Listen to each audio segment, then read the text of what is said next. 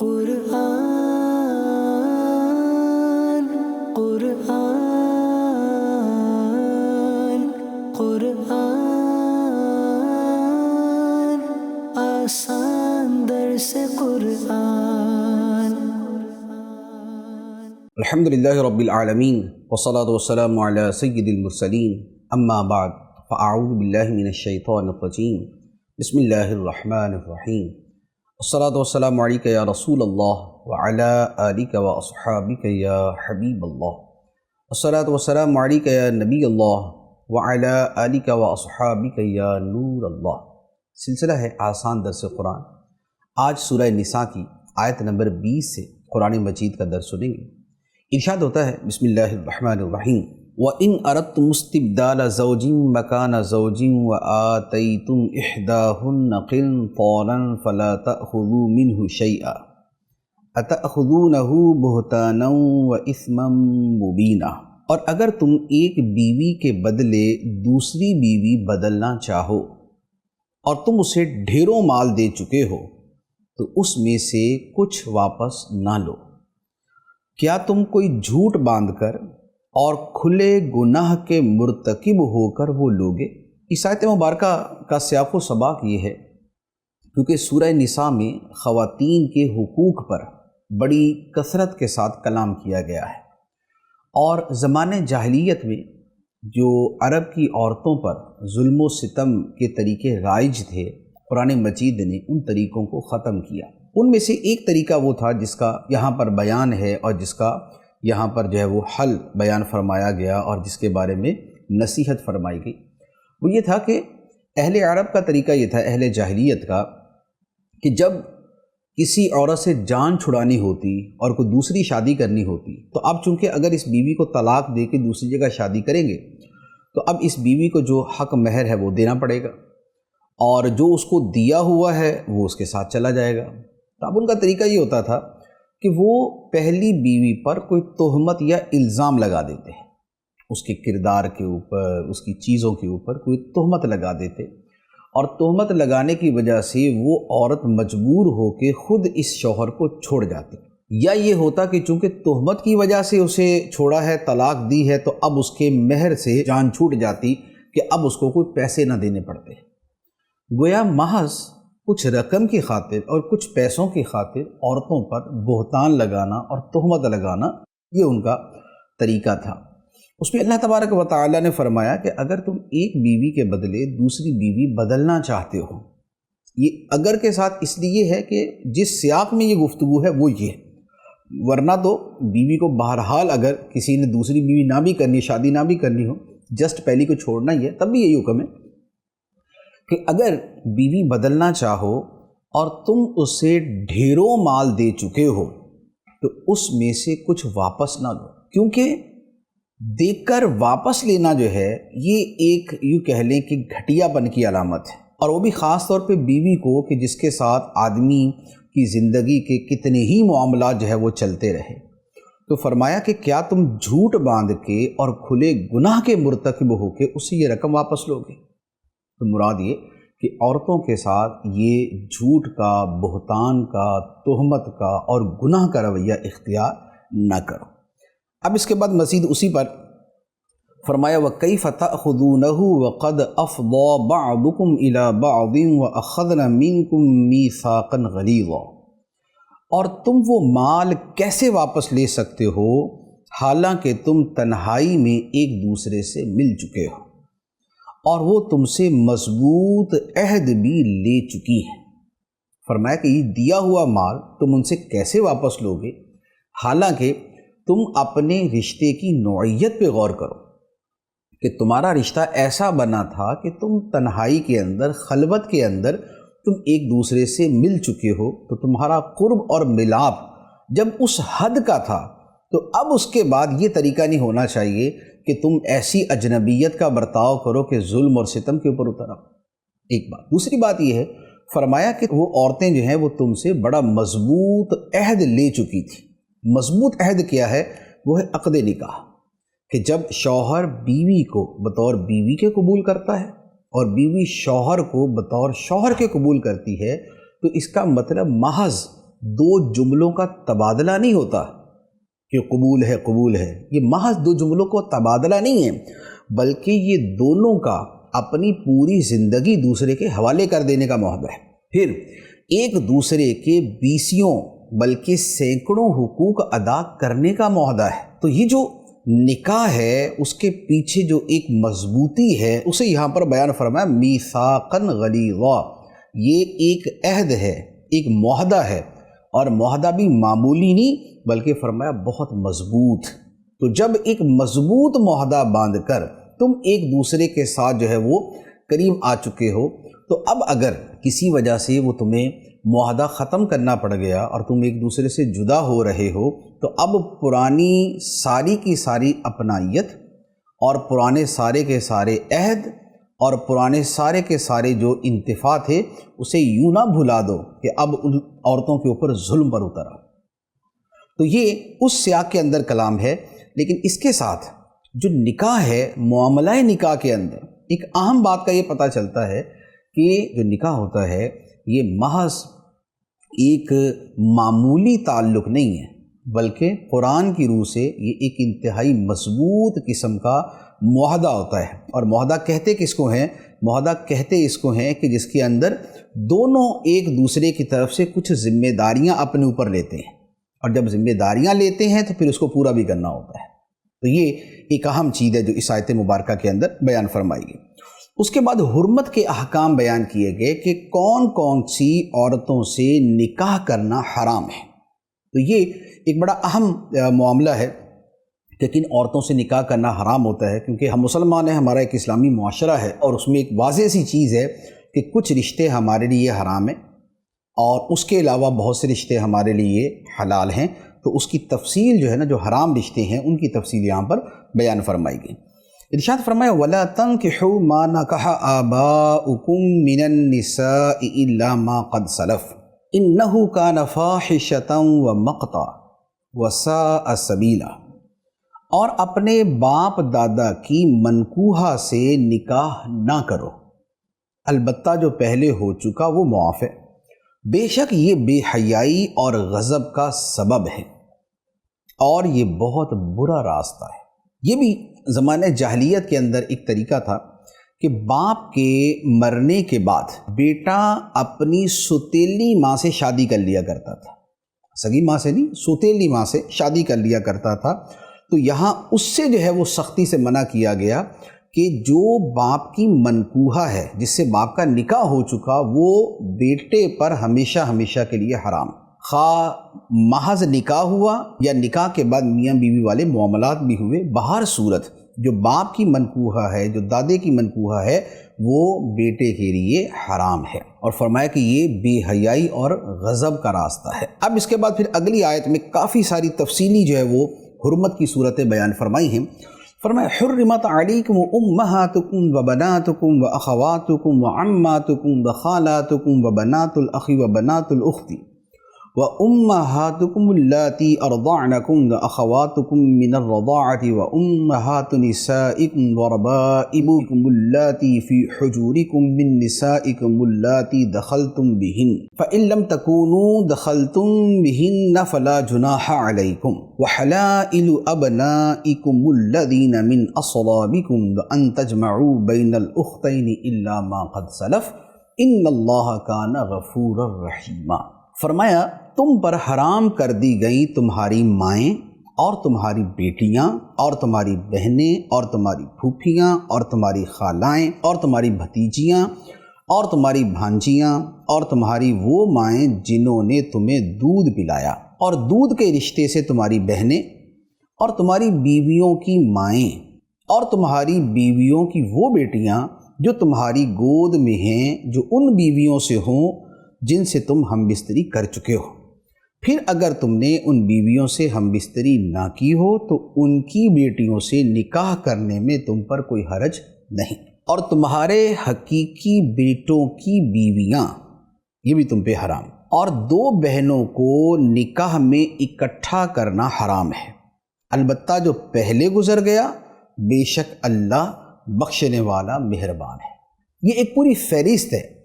جو محرمات کی بیان کی گئی، جو حرمت والے رشتے ہیں، جس میں کچھ رشتے نسب کے متعلق ہیں کہ باپ دادا اور بیٹا بیٹی وغیرہ یہ والے رشتے ہیں،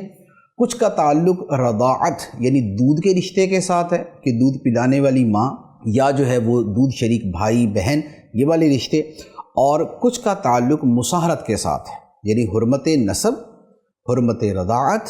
اور حرمت مصاہرت، یہ یہاں پر بیان کی گئی۔ اس کے بعد آگے حرمت شرک، وہ اس سے اگلی آیت کے اندر بیان کی گئی ہیں۔ تو یہاں پر جتنے رشتے بیان کیے گئے یہ تقریباً واضح ہیں، ترجمے ہی سے جو ہے نا وہ معلوم ہو گئے کہ ماں، بیٹی، بہن، پھوپھی، خالہ، بھتیجی، بھانجی،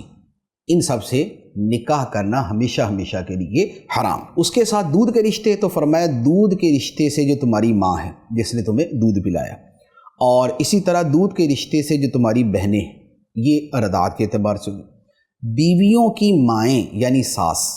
یہ بھی حرام۔ اچھا، بیویوں کی وہ بیٹیاں، جیسے بیوی کی کوئی بیٹی ہے جو پہلے کسی شوہر سے ہے، تو اب اگر اس بیوی کے ساتھ قربت ہو چکی تو اس کی بیٹی حرام، اور اگر صرف نکاح ہوا لیکن دونوں ایک دوسرے سے جدا ہی رہے، قریب نہیں آئے، تو اب صرف اس نکاح کی وجہ سے جو اس عورت کی کسی اور شوہر سے بیٹی ہے وہ حرام نہیں ہوگی۔ تو یہ دو صورتیں اس کی بیان کی۔ اچھا، پھر اس کے ساتھ بیان کیا کہ تمہارے حقیقی بیٹوں کی بیویاں، تو جو بہو بنتی ہے وہ حرام، اور فرمایا دو بہنوں کو نکاح میں اکٹھا کرنا، یعنی بیک وقت آدمی دو بہنوں سے نکاح کرے یا اس کے نکاح میں دو بہنیں اکٹھی ہو جائیں، یہ حرام۔ اچھا، یہ پھر بہنوں کے علاوہ اور بھی اس میں صورتیں ہیں، جیسے پھوپھی اور بھتیجی،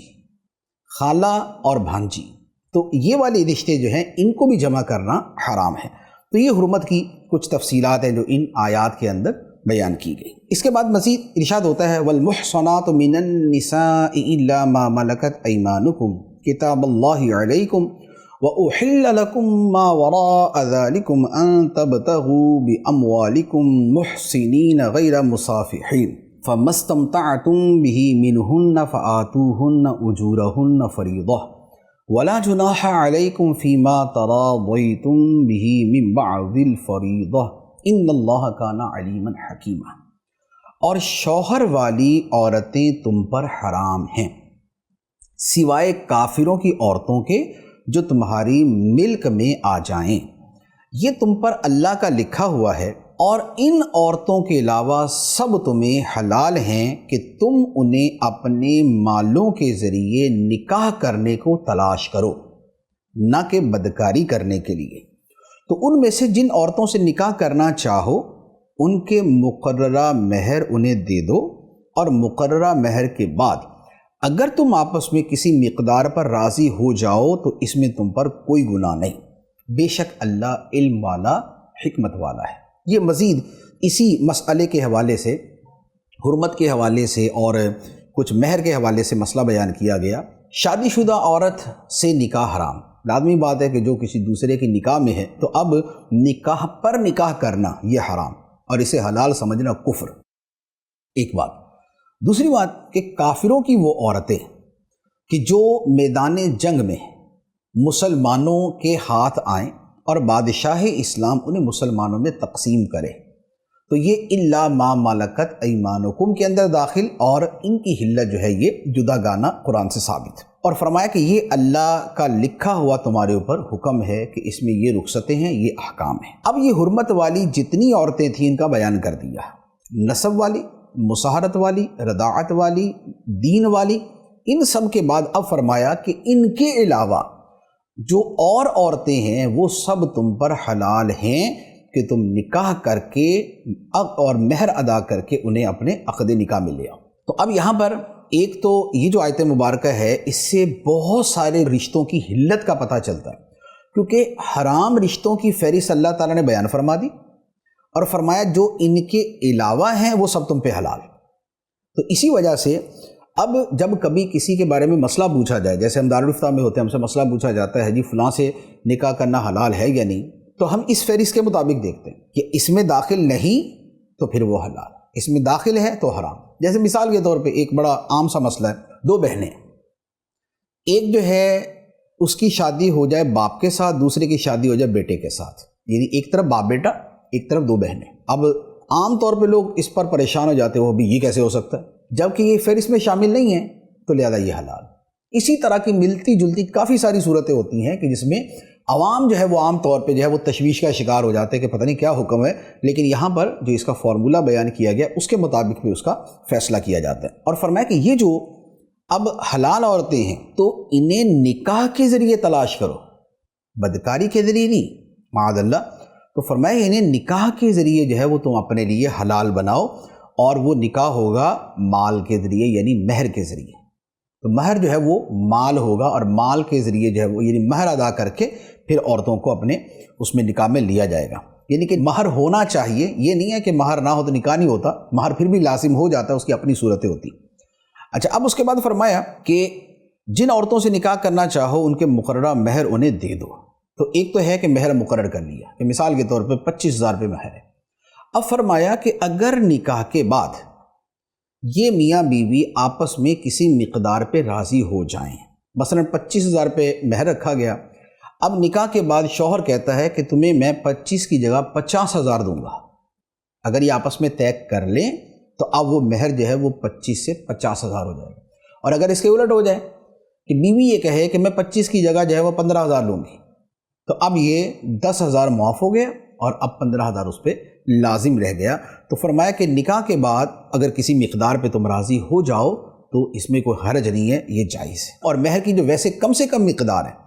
یعنی نکاح کے لیے مہر کی جو کم سے کم مقدار ہے وہ ہے 10 درم۔ 10 درم بنتی ہے 2 تولے 7.5 ماشے چاندی۔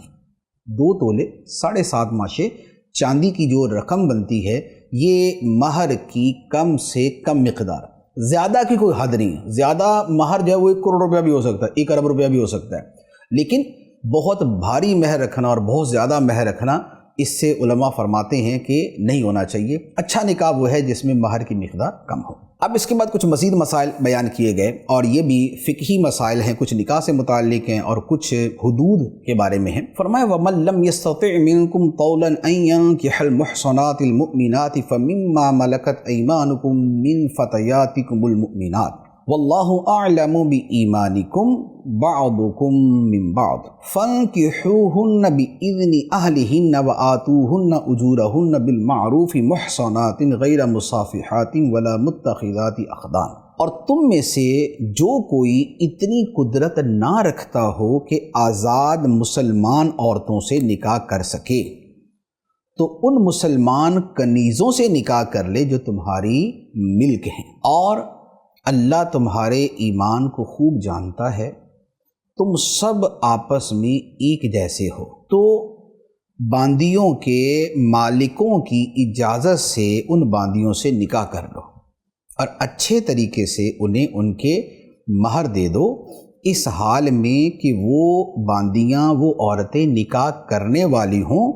نہ بدکاری کرنے والی اور نہ پوشیدہ آشنا بنانے والی۔ یہ چند ایک مزید احکام ہیں جن کا تعلق جو ہے وہ باندیوں کے ساتھ ہے، لونڈیوں کے ساتھ ہے۔ فرمایا کہ جو شخص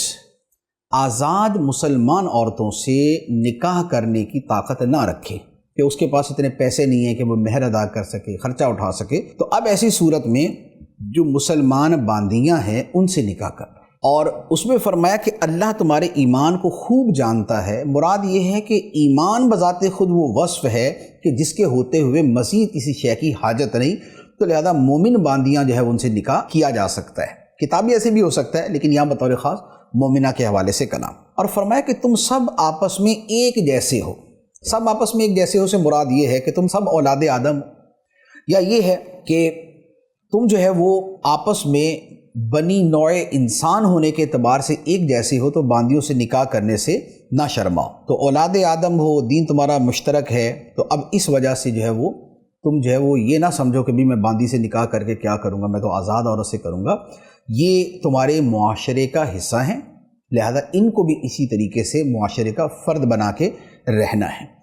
اور پھر فرمایا کہ اب یہ جو نکاح کرنا ہے، چونکہ باندی کسی شخص کی ہوتی ہے، مرد کی یا عورت کی، تو جو ان کے مالک ہیں ان کی اجازت سے نکاح کرو، اور ان کے مہر جو ہے وہ ان عورتوں کے حوالے کر دو۔ اور فرمایا کہ نکاح کے ذریعے ہی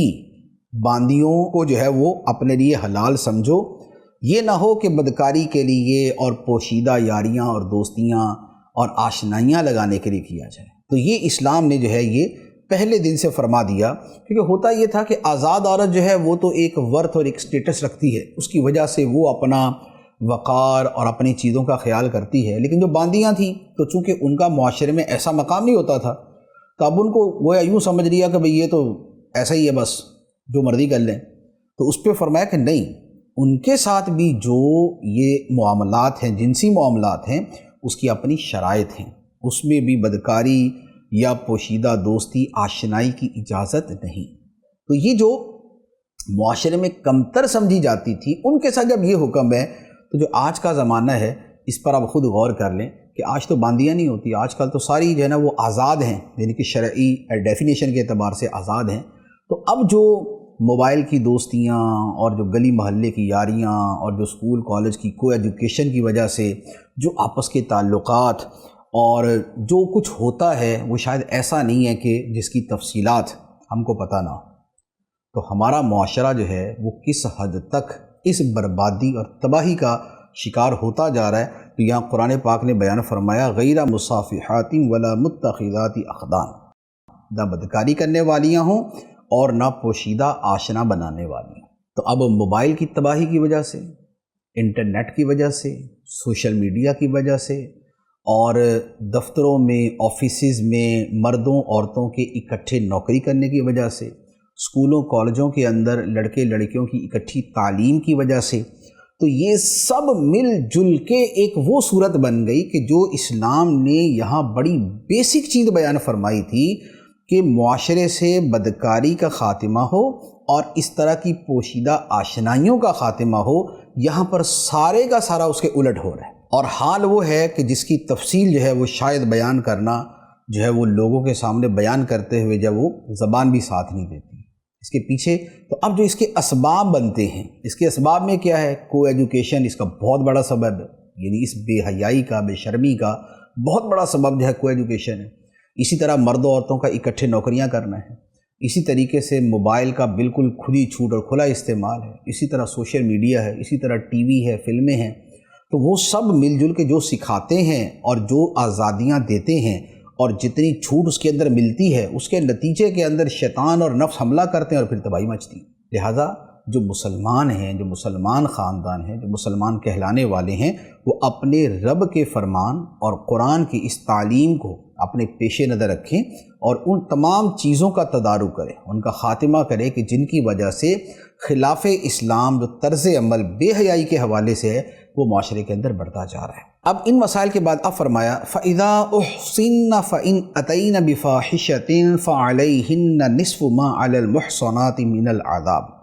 ذَلِكَ لِمَنْ خَشِيَ الْعَنَتَ مِنْكُمْ وَأَنْ تَصْبِرُوا خَيْرٌ لَكُمْ وَاللَّهُ غَفُورٌ رَحِيمٌ۔ پھر جب ان باندیوں کا نکاح ہو جائے تو اگر وہ کسی بے حیائی کا ارتکاب کریں تو ان پر آزاد عورتوں کی نسبت آدھی سزا ہے۔ یہ تم میں سے اس شخص کے لیے مناسب ہے جسے بدکاری میں پڑ جانے کا اندیشہ ہے، اور تمہارا صبر کرنا تمہارے لیے بہتر ہے، اور اللہ بخشنے والا مہربان ہے۔ یہاں پر جو مسائل ہیں اس میں ایک مسئلہ ہے حد کے بارے میں۔ بدکاری کی سزا اسلام میں اگر غیر شادی شدہ ہو تو 100 کوڑے ہیں، اگر شادی شدہ ہو تو رجم کرنا ہے۔ لیکن جو باندیاں ہیں، چونکہ رجم کا نصف نہیں ہو سکتا کہ آدھا رجم کیا جائے، یہ کوئی صورت نہیں بنتی، تو اب اس کی صورت کیا ہے؟ اس کی صورت یہ ہے کہ جو باندیاں ہیں، جو غلام ہیں، ان پر بہر صورت جو سزا ہے وہ نصف کوڑے ہی ہوں گے، یعنی وہ 50 کوڑے ہی ان کی سزا ہوگی۔ اور فرمایا کہ یہ جو حکم بیان کیا گیا نا کہ جو آزاد عورتوں سے نکاح نہ کر سکے تو وہ باندیوں سے نکاح کر لے تاکہ بدکاری میں نہ پڑے، کہ وہ زیادہ شدید اور سنگین ہے۔ تو فرمایا کہ یہ اس کے لیے ہے جسے بدکاری میں پڑ جانے کا اندیشہ ہے، تو لہٰذا وہ بہر صورت اپنی عصمت کی حفاظت کرے، اور تمہارا صبر کرنا کہ تم جو ہے وہ اس طرح کے معاملات میں نہ جاؤ اور اس سے رکے رہو، تو فرمایا یہ تمہارے لیے بہتر ہے۔ اچھا، اس میں ایک مسئلہ اور بھی عرض کر دوں کہ جو شخص آزاد عورت سے نکاح کی قدرت رکھتا ہو تو مسلمان کنیز سے نکاح کرنا اسے بھی جائز ہے، لیکن آزاد عورت پہلے سے نکاح میں ہو تو اب کنیز سے نکاح کرنا جائز نہیں ہوتا، تو یہ ایک مسئلہ ہے، لیکن چونکہ اس کا فی زمانہ وقوع نہیں ہے کہ ہمارے ہاں جو ہے وہ باندیاں وغیرہ اس وقت دنیا میں ہوتی نہیں ہیں، تو لہذا اس لیے زیادہ تفصیل اس کی میں بیان نہیں کر رہا۔ اب اس کے بعد اللہ تعالیٰ نے اپنے احکام کی حکمتیں بیان فرمائیں۔ فرمایا یرید اللہ لیبین لکم ویہدیکم سنن الذین من قبلکم ویتوب علیکم واللہ علیم حکیم۔ اللہ چاہتا ہے کہ اپنے احکام تمہارے لیے بیان کر دے اور تمہیں تم سے پہلے لوگوں کے طریقے بتا دے اور تم پر اپنی رحمت سے رجوع فرمائے، اور اللہ علم و حکمت والا ہے۔ یہاں پر دو باتیں ارشاد فرمائی۔ پہلی بات تو فرمائی کہ یہ جو احکام اتنی تفصیل سے بیان کی یہ کیا ہے، تو فرمائی یہ اس لیے ہے تاکہ اللہ تعالیٰ اپنے احکام تمہارے اوپر کھول کر واضح طور پہ بیان کر دے کہ اس میں تمہیں کوئی ابہام نہ رہے۔ دوسری بات فرمائی کہ اللہ تعالیٰ تمہاری ایسے ہی رہنمائی کرے جیسے تم سے پہلی امتوں کی رہنمائی فرمائی، کہ حلال و حرام کے مسائل ان کے درمیان بیان فرمائے۔ اور دوسرا یہ ہے کہ پہلے لوگوں میں بھی جو حلت و حرمت چلتی آ رہی تھی اللہ تعالیٰ تمہارے سامنے اسے بیان فرما دے۔ اس کا مطلب یہ ہوا کہ یہاں جو احکام بیان کیے گئے ان میں بہت سے احکام ہوئے ہیں جو پچھلی امتوں میں بھی تھے، یعنی کہ یہودیت اور عیسائیت کے اندر بھی اس طرح کے احکام تھے، سارے کے سارے نہیں لیکن بہت سارے موجود تھے۔ تو اب جو پچھلی امتوں کے احکام قرآن و حدیث میں بغیر تردید کے منقول ہوں تو وہ حکم ہمارے لیے بھی ہوتا ہے، اور جو تردید کے ساتھ آ جائے وہ ہمارے لیے نہیں ہوتا۔ اور فرمایا کہ اللہ تم پر اپنی رحمت سے رجوع فرمانا چاہتا ہے، یعنی خدا یہ احکام اس لیے دیتا ہے کہ خدا تم پہ مہربانی فرمائے۔ پھر مزید فرمایا واللہ یرید ان یتوب علیکم ویرید الذین یتبعون الشہوات ان تمیلوا میلا عظیما، اور اللہ تم پر اپنی رحمت سے رجوع فرمانا چاہتا ہے، اور جو لوگ اپنی خواہشات کی پیروی کر رہے ہیں وہ چاہتے ہیں کہ تم سیدھی راہ سے بہت دور ہو جاؤ۔ اللہ تعالیٰ نے جو احکام دیے یہ خدا کی رحمت کہ انسان کے کچھ جسمانی تقاضے ہیں جو بصورت نکاح اور اس طرح کے معاملات کے ذریعے پورے ہوتے ہیں، تو اللہ تعالیٰ نے بندوں پر مہربانی فرمائی کہ انہیں ان چیزوں میں رخصتیں عطا فرمائی۔ اچھا، اب اس کے مقابلے میں دوسرے وہ لوگ ہیں کہ جنہوں نے حلت و حرمت کو پامال کیا۔ جیسے مجوسیوں کے مذہب میں کیا تھا کہ مجوسی جو ہے وہ اپنی بہنوں سے نکاح کرنے کو حلال سمجھتے ہیں، ان کے یہاں یہ رائج تھا۔ اچھا، اسی طرح جو مشرک تھے تو مشرکوں کا جیسے ابھی اوپر گزرا کہ اپنی سوتیلی ماؤں سے وہ نکاح کر لیتے تھے۔ تو اب یہ جو مجوسی اور مشرک اور اس کے علاوہ جو اور لوگ ہیں کہ جنہوں نے اپنی خواہشات اور اپنے جو ہے وہ طریقے بنائے ہوئے تھے، تو فرمایا کہ وہ یہ چاہتے ہیں کہ تم سیدھی راہ سے بہت دور ہو جاؤ، کیونکہ سیدھی راہ وہ ہے کہ جو اللہ تعالیٰ نے متعین کر دی کہ یہ حلال یہ حرام۔ اب اس سے ہٹ کر اگر اپنی مرضی سے چلیں گے تو سیدھی راہ سے ہٹ جائیں گے۔ تو فرمایا کہ اپنی خواہشات نفسانی میں ڈوبے ہوئے لوگ یہ چاہتے ہیں کہ تم خدا کے راستے سے ہٹ جاؤ۔ اور یہ بات جو ہے آج کے زمانے میں تو اس قدر واضح ہے کہ اس وقت جو ٹرانسجینڈر کا معاملہ ہے، جو ہم جنس پرستی کا معاملہ ہے، جو LGBT کا معاملہ ہے، یہ سب کیا ہے؟ یہ سارے کے سارے راہ حق سے دور ہونے کی صورتیں دنیا بھر کے اندر جو ہے وہ بے حیائی کے جو ہے غیر انسانی اور غیر فطری طریقوں کو جائز قرار دینے کے لیے وہاں کی پارلیمنٹس کے اندر وہاں کے دانشور اور وہاں کے جو قلم کار ہیں اور جو لکھاری ہیں وہ اس کی تائید کے اندر لکھتے ہیں، بل پاس کیے جاتے ہیں، اجازتیں دی جاتی ہیں۔ یہ سب کیا ہے کہ خدا تو چاہتا ہے کہ بندوں پہ مہربانی فرمائے، لیکن خواہشات نفس کے پیروکار اور غلام جو ہے وہ چاہتے ہیں کہ راہ حق سے دور ہو جائیں۔ تو یہ گویا ایک بہت بڑا وجہ فرق اور وجہ امتیاز ہے اسلام اور غیر اسلام میں، مسلمانوں میں اور غیر مسلموں میں۔ تو لہذا جو لبرلزم کے نام پہ یا سیکولرزم کے نام پر ان ہونے والی تبدیلیوں کو اور چیزوں کو آنکھیں بند کر کے کہہ دیتے ہیں جی یہ ان کا معاملہ ہے، ہم کیا کریں، بات یہ نہیں ہے۔ بات یہ ہے کہ تم نے کلمہ پڑھا ہے، تم خدا کو ماننے والے ہو، تو جو خدا کا حکم اور خدا کا طریقہ ہے تمہیں اس کی تائید کرنی ہے۔ تمہیں یہ نہیں کہنا کہ میرا خدا تو بھلے اس کو حرام کہتا رہے لیکن مجھے کوئی ٹینشن نہیں، آئی ڈونٹ کیئر۔ یعنی خدا تمہیں حکم دے رہا ہے جس کا تم کلمہ پڑھتے ہو، اور تم اسی کے حکم کے بارے میں کہہ رہے ہو کہ مجھے تو کوئی مسئلہ نہیں ہے، اگر دنیا اس طرح کرتی ہے تو کرتی رہے، تو تم نے کلمہ کیا پڑھا ہوگا؟ تو لہذا اسلامی ملک میں ایسی بے حیائی پھیلانا یا غیر مسلم ملک کے اندر ہونے والی بے حیائی پر آنکھیں بند کرنا یا اس کی تائید کرنا، یہ اللہ کے قانون کے اندر یہ جرم ہے۔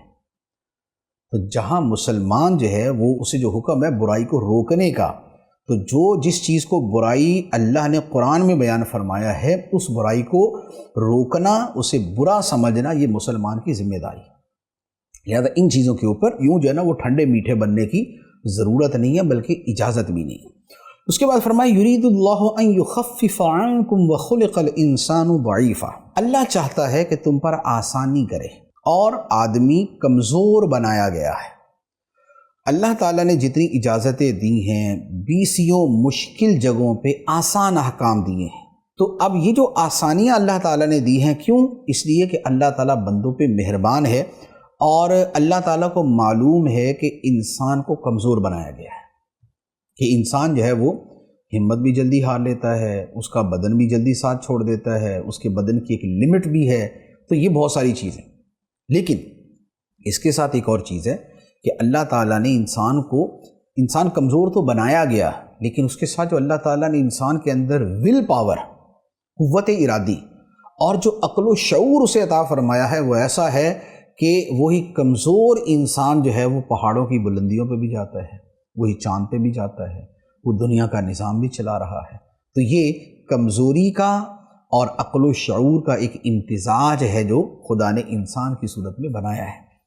اب اس کے بعد فرمایا یا ایھا الذین آمنوا لا تأکلوا اموالکم بینکم بالباطل الا ان تکون تجارۃ عن تراض منکم ولا تقتلوا انفسکم ان اللہ کان بکم رحیما۔ فرمایا اے ایمان والو، باطل طریقے سے آپس میں ایک دوسرے کے مال نہ کھاؤ، البتہ یہ ہو کہ تمہاری باہمی رضامندی سے تجارت ہو، اور اپنی جانوں کو قتل نہ کرو، بے شک اللہ تم پر مہربان ہے۔ اس سے پہلے جو کچھ تھا وہ تھا نکاح کے ذریعے نفس میں تصرف، نکاح کے ذریعے انسانی وجود میں تصرف۔ یہاں آ گیا مال میں تصرف، نفس اور مال دو چیزیں ہیں اور دونوں میں تصرفات کے دائرے ہیں، تو یہاں پر مال میں تصرف کا بیان کیا گیا۔ حکم کیا دیا؟ فرمایا کہ ایک دوسرے کے مال باطل طریقے سے نہ کھاؤ۔ باطل طریقے کیا ہیں؟ چوری، ڈکیتی، رشوت، سود، دھوکہ، فراڈ، اور یہ سارے کے سارے طریقے جو ہے یہ باطل طریقے ہیں۔ تو فرمایا کہ ان طریقوں سے دوسروں کا مال نہ کھاؤ، یہ سب حرام ہے۔ رشوت حرام ہے، سود حرام ہے، چوری، ڈکیتی، موبائل چھیننا، زمینوں پہ قبضے، فلیٹوں پہ قبضے، پلاٹوں پہ قبضے اور زرعی زمینوں پہ قبضے، یہ سب صورتیں اللہ تعالیٰ فرماتا ہے کہ یہ حرام ہیں، باطل ہیں، اس طریقے سے ایک دوسرے کا مال نہ کھاؤ۔ اب جائز طریقہ کیا ہے؟ فرمایا جائز طریقہ یہ ہے کہ باہم رضامندی کے ساتھ آپس میں تجارت کرو۔ تجارت کرو، اس سے تم 100 روپیہ کماؤ، 1000 کماؤ، لاکھ کماؤ، کروڑ روپیہ کماؤ، ارب روپیہ کماؤ، خرب روپیہ کماؤ، سب اجازت ہے، جتنا مرضی کما لو، لیکن تجارت ہو دیانت داری کے ساتھ، باہمی رضامندی کے ساتھ۔ لوٹ مار کا 1 روپیہ بھی حرام، اور جائز تجارت کا 1 خرب روپیہ بھی حلال۔ وہ 1 خرب روپیہ بھی اپنی ذات پہ خرچ کر لیں گے، کوئی گناہ نہیں ہوگا، اور حرام کا 1 روپیہ بھی اپنی جان پہ خرچ کریں گے، جہنم میں جانے کا ذریعہ بن جائے گا۔ تو فرمایا کہ حرام اور باطل طریقے سے نہ کھاؤ، بلکہ باہمی رضامندی سے تجارت کرو، اور فرمایا کہ اپنی جانوں کو قتل نہ کرو۔ اس کے کئی معنی ہیں۔ ایک تو یہ بھی ہے کہ وہ کام نہ کرو کہ جس کے بعد آپس میں جو ہے وہ لڑائی اور مار دھاڑ ہو جائے، جیسے ایک دوسرے کا مال چھینو گے، ایک دوسرے ڈکیتیاں چوریاں کرو گے، ایک دوسرے کی زمینوں پہ قبضے کرو گے، تو کیا ہوگا؟ دوسرا فریق بھی اٹھ کھڑا ہوگا، وہ بھی اپنی بندوق پکڑ لے گا، وہ بھی جو ہے وہ بدلہ لینے پہ آ جائے گا، تو نتیجہ کیا ہوگا کہ ایک دوسرے کو مارو گے۔ تو وہ کام نہ کرو کہ جس کے بعد ایک دوسرے کو قتل کرنے کے در پہ ہو جاؤ، ایک بات۔ دوسری بات، دوسرا ترجمہ ہے کہ کسی کو قتل نہ کرو، کہ اللہ تعالیٰ نے قتل کو، جان سے مارنے کو گناہ کبیرہ، حرام اور جہنم میں عرصہ دراز کے لیے جانے کا سبب بنایا ہے۔ تو لہذا کسی کی جان نہ لو، اللہ کی بارگاہ میں بندے کی جان جو ہے بڑی قیمتی ہے، انسانی جان جو ہے وہ بہت قیمتی۔ اور تیسرا معنی یہ ہے کہ اپنی جانوں کو قتل نہ کرو، یعنی خودکشی نہ کرو۔ تو خودکشی جو ہے یہ بھی حرام ہے، اور یہ بھی جہنم میں لے جانے والا کام ہے۔ اور فرمایا یہ جو خدا کے احکام ہیں یہ کیا ہے کہ ان اللہ کان بکم رحیمہ، بے شک اللہ تم پہ مہربان ہے۔ اس کی مہربانی ہے اور اس کی مہربانی کے اظہار ہیں کہ اللہ تعالیٰ تمہیں یہ احکام دیتا ہے۔ اب فرمایا وَمَن يَفْعَلْ ذَلِكَ عُدْوَانًا وَظُلْمًا فَسَوْفَ نُصْلِهِ نَارًا وَكَانَ ذَلِكَ عَلَى اللَّهِ يَسِيرًا، اور جو ظلم و زیادتی سے ایسا کرے گا تو عنقریب ہم اسے آگ میں داخل کریں گے، اور یہ اللہ پر بہت آسان ہے۔ جو قتل و غارت گری کرے گا، جو دوسرے کا مال کھائے گا، جو جان و مال کے اندر حرام تصرف کرے گا، تو فرمایا جو بھی ایسا ظلم و زیادتی سے کرے گا ہم اسے جہنم کی آگ میں داخل کریں گے۔ یہ اس سے واضح اور وعید کیا ہو سکتی ہے؟ اور فرمایا کہ یہ اللہ پہ بڑا آسان ہے۔ تو ہم یا لوگ جو ہے جو بہت سے مختلف جو ہے وہ غلط فہمیوں کا شکار ہوتے ہیں نا کہ ہم نے تو جہنم میں جانا ہی نہیں، ہمارے لیے تو فلاں، ہمارے لیے تو فلاں، ہم تو یہ کر لیں گے وہ کر لیں گے۔ کوئی شے اللہ کے فضل سے بندے کے لیے سہارا بن جائے وہ خدا کی مرضی پہ ہے، مشیت پہ ہے، لیکن جو خدا کا قانون ہے وہ یہ ہے کہ اللہ تعالیٰ نے فرمایا کہ یہ خدا پہ بڑا آسان ہے کہ جو بھی ظلم و زیادتی کرے گا، قتل و غارت گری کرے گا، دوسرے کا حرام مال کھائے گا، بدکاری میں پڑے گا، اسے جہنم میں ڈال دینا اللہ کے لیے بڑا آسان ہے۔ تو لہذا اس وعید کو اپنے ذہن میں رکھتے ہوئے جو ہے وہ بندہ اپنے عمل کی طرف توجہ دے۔ اس کے بعد فرمایا ان تجتنبوا کبائر ما تنہون عنہ نکفر عنکم سیئاتکم وندخلکم مدخلا کریما، اگر کبیرہ گناہوں سے تم بچتے رہو جن سے تمہیں منع کیا جاتا ہے تو ہم تمہارے دوسرے گناہ بخش دیں گے اور تمہیں عزت کی جگہ داخل کریں گے۔ اوپر جو بیان کیا نا یہ سارے کبیرہ گناہ ہیں، بدکاری بھی، کسی کا مال کھانا بھی، قتل کرنا بھی، لڑائی بھی، خودکشی بھی، یہ سب کبیرہ گناہ۔ اچھا اس کے علاوہ ہر وہ گناہ کہ جس پہ قرآن پاک میں جہنم کی وعید ہے تو وہ کبیرہ گناہ ہے، اور اسی طرح جس پہ کوئی سخت وعید ہے وہ کبیرہ گناہ، خواہ وہ نماز چھوڑنا ہو، زکوٰۃ نہ دینا ہو، ماں باپ کو ستانا ہو، بیوی پہ ظلم کرنا ہو، یہ سب کبیرہ گناہ۔ فرمایا کہ اگر کبیرہ گناہوں سے تم بچو تو جو تمہارے دوسرے چھوٹے چھوٹے گناہ ہوں گے نا وہ ہم معاف کر دیں گے۔ سبحان اللہ، یہ اللہ تعالیٰ کی ایک مہربانی کا انداز ہے کہ فرمایا بڑے گناہوں سے بچو، چھوٹے گناہ جو ہم تمہارے معاف کر دیں گے اور تمہیں عزت کی جگہ داخل کریں گے، یعنی جنت میں داخل کریں گے۔ اللہ تبارک و تعالی ہمیں قرآن کے احکام پہ عمل کی توفیق عطا فرمائے، آمین بجاہ النبی الامین صلی اللہ علیہ وسلم۔ قرآن